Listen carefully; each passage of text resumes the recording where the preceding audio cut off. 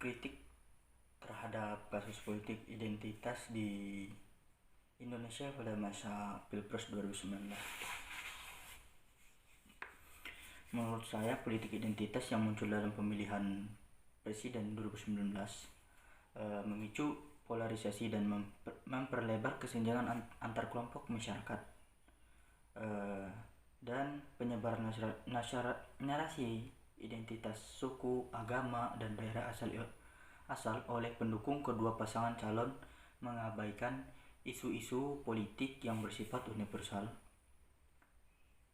Pemanfaatan isu agama seperti tuduhan penistaan agama sebagai alat kampanye hanya memperkuat narasi identitas dan memicu ketegangan antar kelompok. Ada juga yang lainnya yang saya kritik adalah beberapa pihak menggunakan hak kebebasan bersuara dalam pemilu dengan cara yang salah, untuk mendukung calon yang mereka inginkan tanpa mempertimbangkan isu-isu politik yang lebih penting. Penyebab terjadinya politik identitas dan cara mengatasinya,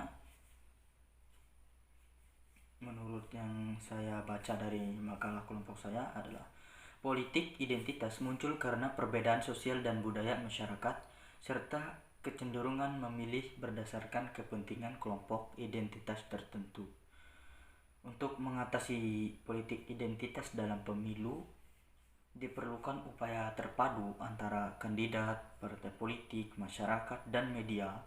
Upaya yang dapat dilakukan meliputi mendorong partisipasi politik yang berbasis pada pemahaman dan pengetahuan tentang kinerja dan program kandidat, menghindari retorika politik yang memperkuat konflik identitas, memperkuat pengetahuan masyarakat tentang demokrasi, hak asasi manusia, dan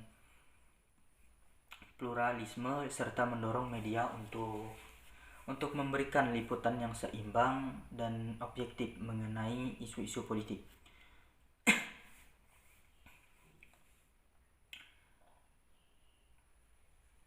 Adapun tanggapan pemerintah pada masalah politik identitas dalam Pilpres 2019 yang sudah saya rangkum adalah pemerintah Indonesia melalui Badan Pembinaan Ideologi Pancasila BPIP meluncurkan program Indonesia Menang untuk menumbuhkan semangat persatuan dan kesatuan bangsa. Terus KPU mengeluarkan regulasi dan panduan untuk meminimalisir politik identitas dalam pemilu 2019, termasuk aturan tentang pembatasan kampanye negatif, hoax, atau sara di media sosial. Lalu Presiden Joko Widodo menyerukan kepada masyarakat untuk tidak terjebak dalam politik identitas dan memilih pemimpin berkompetisi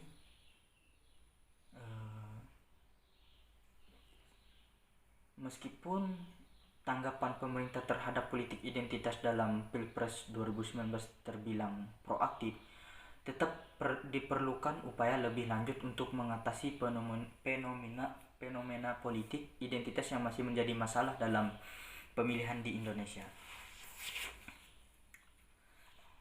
Kalau dalam makalah yang sudah kelompok saya kerjakan, ada saran perbaikan dari saya, yaitu saran perbaikan untuk mengatasi politik identitas dalam pemilu adalah mendorong partisipasi politik yang didasarkan pada pemahaman dan pengetahuan yang baik tentang kinerja dan program kandidat, sehingga meminimalkan pengaruh identitas suku, bangsa, agama, dan daerah asal.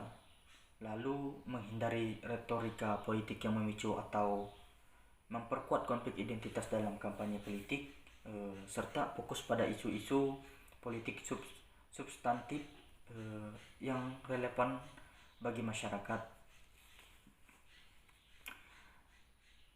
Dan ada juga upaya yang dapat perbaikan yang saya berikan, yaitu meningkatkan pendidikan politik yang efektif dan menyeluruh di kalangan masyarakat, terutama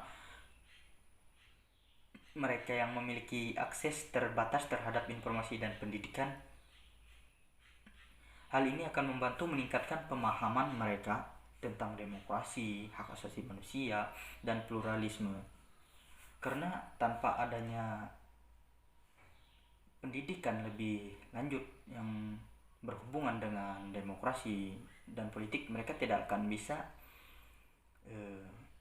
menanggapi politik itu atau berpendapat atau mengeluarkan pendapat atas politik yang benar dan baik, dan mereka hanya mendengarkan, oh kata si ini baik, kata si itu baik, ikuti saja yang ini. Maka mereka akan ikut apa kata orang yang sudah pandai lah dalam berbicara dunia politik, karena mereka tidak punya dasar untuk bisa memahami apa yang diucapkan orang-orang itu.